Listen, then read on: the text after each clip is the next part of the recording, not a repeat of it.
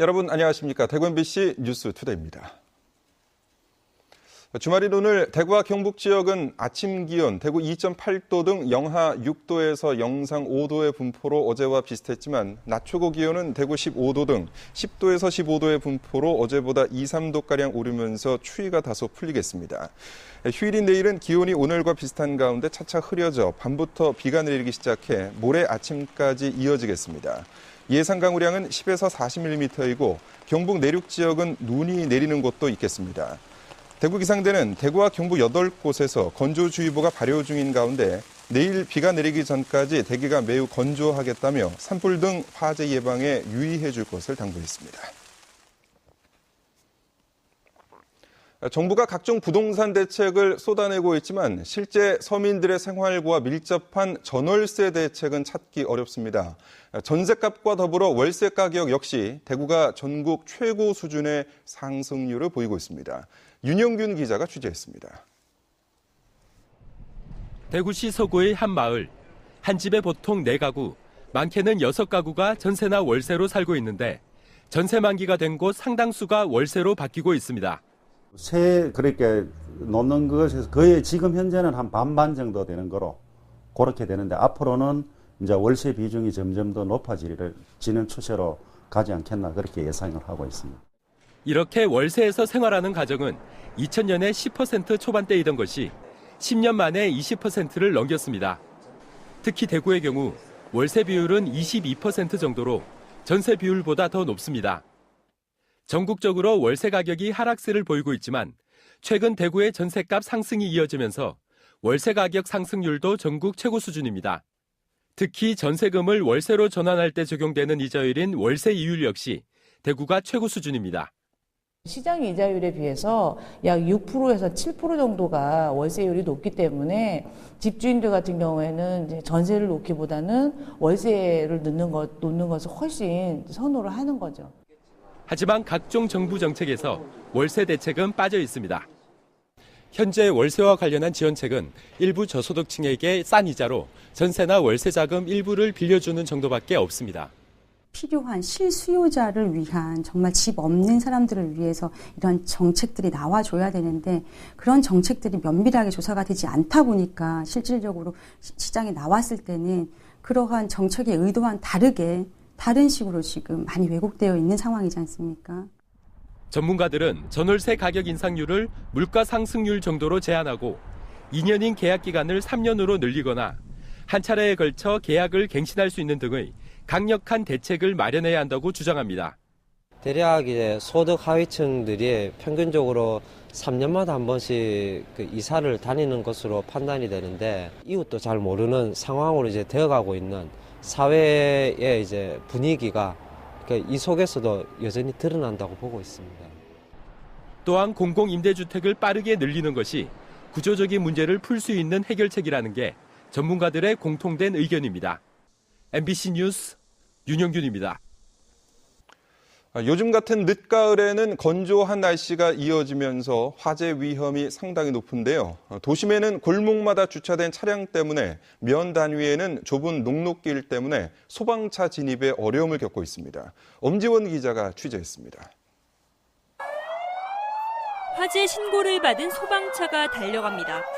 시장 한복판을 아슬아슬하게 통과하는가 싶더니 이번엔 불법 주차된 차량에 막혀 오도 가도 못합니다. 원칙상 현장까지 5분 안에 도착해야 하지만 현실은 그렇지 못합니다.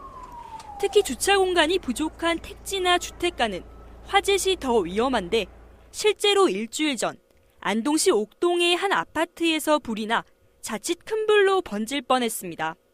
화점에 늦게 도착하게 되면 화재 피해가 급격히 늘어나게 되고 결국에는 인명피해까지. 농촌 마을의 녹록길도 문제. 소방차가 간신히 통과할 만큼 좁은 데다 경사마저 가파릅니다. 농로에 보면은 빙판길도 있고 그리고 농기계라든지 그런 경운기, 트랙터들이 이제 주차되어 있어서 경북 지역의 소방차 진입 불가 구간은 전국에서 두 번째로 많은 230곳으로 그중 절반 가까이가 이 같은 농촌 지역에 집중돼 있습니다. 이런 이유로 경북은 5년 전부터 미니 소방차 73대를 구입했지만 물탱크 용량이 작고 장비 적재 공간이 협소해 활용도가 낮습니다. MBC 뉴스 엄지원입니다. 대구 근대골목이 분위기 있는 야간 여행지로 인기를 끌고 있습니다. 야경으로 보는 대구 근대골목을 권윤수 기자가 소개해드립니다. 깜깜한 밤 청사초롱의 은은한 불빛 아래 대구 동산병원 의료선교 박물관 앞에서 골목 투어가 시작됐습니다. 푸를 청, 담쟁이 등골 나라에서 청라언덕이라고 불리게 되었습니다. 지금은 가을날 단풍이 이렇게 시나무로 곱게 물들어서 청라가 아니고 무엇으로 보입니까? 홍나로 보입니다. 그죠? 바로 옆에는 몇 년 전 도시철도 3호선 공사로 철거될 뻔했던 1930년대 지어진 동산병원 현관이 그대로 옮겨와 있습니다. 대구 출신 음악가 박태준의 노래비 앞에서는 참가자들이 함께 노래를 불러봅니다.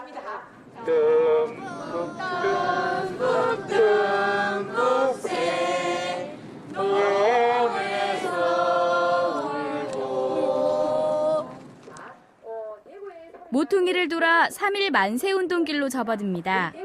이곳에 온 학생들은 남학생들은 아버지의 두루마기를 가져와서 장군처럼 변장을 했고, 우리 여학생들은 헌옷가지를 세수대에 이고 빨래, 언덕 아래에 하천에 빨래하러 가는 것처럼 변장을 하고 이 길을 지나갔습니다. 또 그 옛날 저마다 태극기를 손에 들고 뛰어 내려갔을 법한 90계단을 지납니다. 계단수가 딱 90개라 해서 90계단이라고 하는데요. 90계단이 보면 사람만 다니는 것이 아니고 손수레도 함께 다닐 수 있도록 가장자리와 가운데 이렇게 경사로가 되어 있습니다. 야경 투어의 핵심은 바로 이곳. 자, 우리 눈앞에 보이는 이 아름다운 건물은 오늘날 우리나라 3대 성당이라고 불리는 계산성당입니다. 은은한 조명에 아름다운 스테인드 글라스가 더욱 빛이 나는데요. 이어서 민족시인 이상화, 국채보상운동을 일으킨 서상돈의 고택을 지나 뽕나무 골목과 마주합니다. 400여 년 전 명나라에서 귀화한 두 사충이 이 일대에 뽕나무를 많이 심어 뽕나무 골목이라 불립니다. 경상감령이 대구 땅으로 옮겨왔습니다. 그때 그 땅을 기꺼이 내놓으시고 이곳으로 옮겨와서 식솔들의 생계를 이어가기 위해서 뽕나무를 심고 또 우리 대구 사람들의 의복 문제도 해결하는 데 도움이 되고자 심었습니다.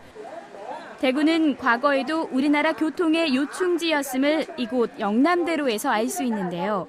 한양에 가을을 보러 갈 때 이 길을 지나갔다고 해요. 그래서 이 길은 또 다른 이름 과거길이라고도 해요. 자, 부산 동래포부터 서울 남대문까지 이어졌는데 966길 천리길이에요. 대구 근대 모습은 물론 조선시대 선조들의 생활상도 함께 그려볼 수 있는 근대골목 투어. 은은한 조명이 있어 더욱 이색적인 야경 투어는 매달 셋째 주 금요일 저녁에 진행됩니다. MBC 뉴스 권윤수입니다. 오늘 새벽 2시 반쯤 대구시 북구 산격동 산격주공아파트 상가에 있는 48살 이모 씨의 슈퍼마켓에서 불이 나 4,700만 원의 재산 피해를 내고 20분 만에 꺼졌습니다. 경찰은 슈퍼마켓 안 배전반에 최초 발화 흔적이 있는 것으로 미뤄 전기적 요인으로 불이 난 것으로 추정하고 합동 감식을 통해 정확한 화재 원인을 조사하기로 했습니다. 구미시는 내년도 예산안을 올해보다 1.9% 증가한 1조 670억 원으로 편성해 의회에 제출했습니다.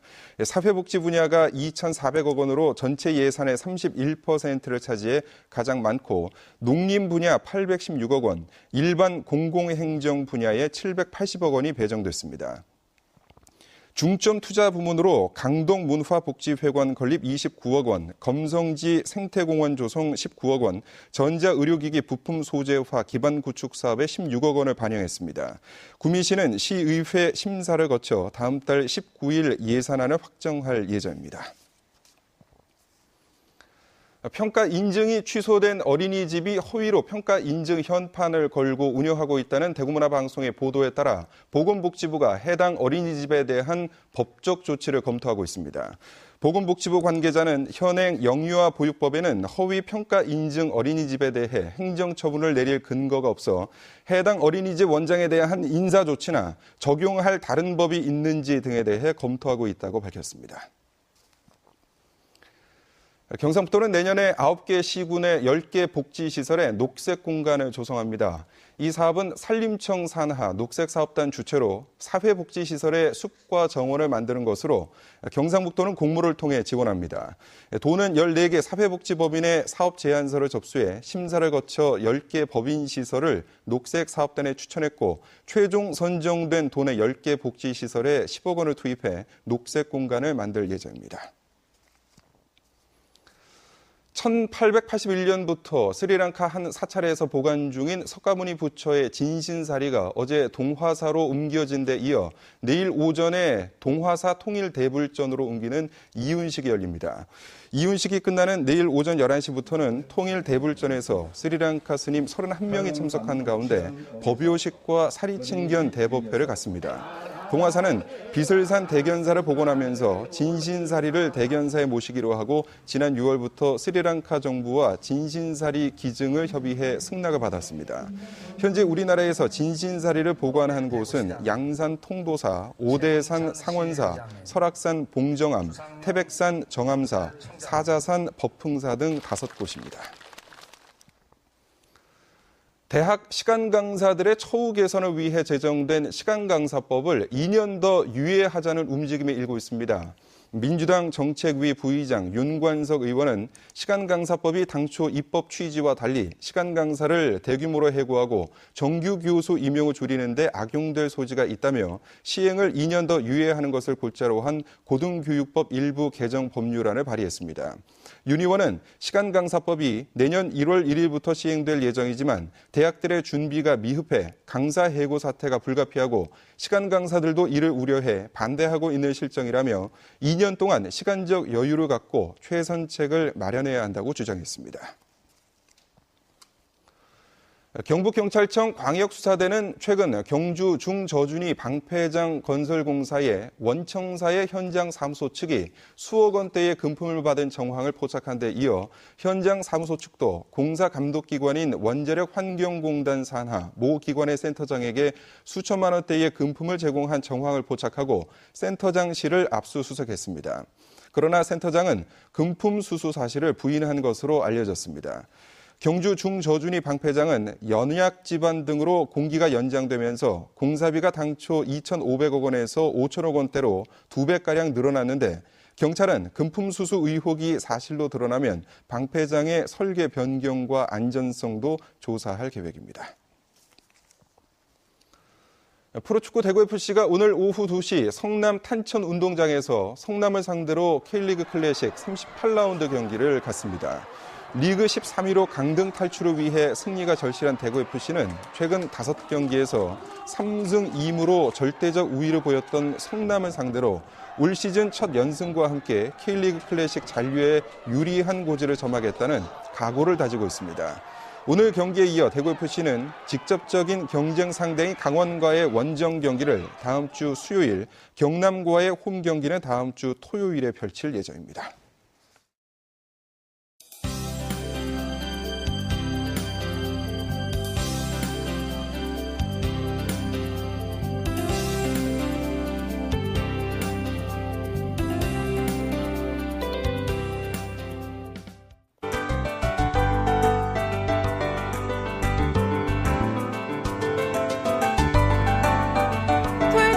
나들이 하기 좋은 날씨가 되겠습니다. 맑은 날씨 속에 오늘 대구의 낮 기온은 15도, 안동 12도로 포근하겠는데요. 오늘 낮에 외출하실 때는 약간 가벼운 옷을 입으셔도 좋겠습니다. 하지만 일요일에는 궂은 날씨가 이어지겠습니다. 밤부터 찬바람과 함께 비가 오면서 추위가 시작되겠습니다. 현재 보시면 고기압의 영향으로 전국이 대체로 맑은 상태입니다. 바람도 약간 강하게 불고 있는데요. 밤부터 대구와 경북 지역에는 점차 구름이 많아지겠습니다. 대구의 현재 기온은 3도, 낮 기온은 15도까지 오르면서 일교차가 10도 이상으로 벌어지겠습니다.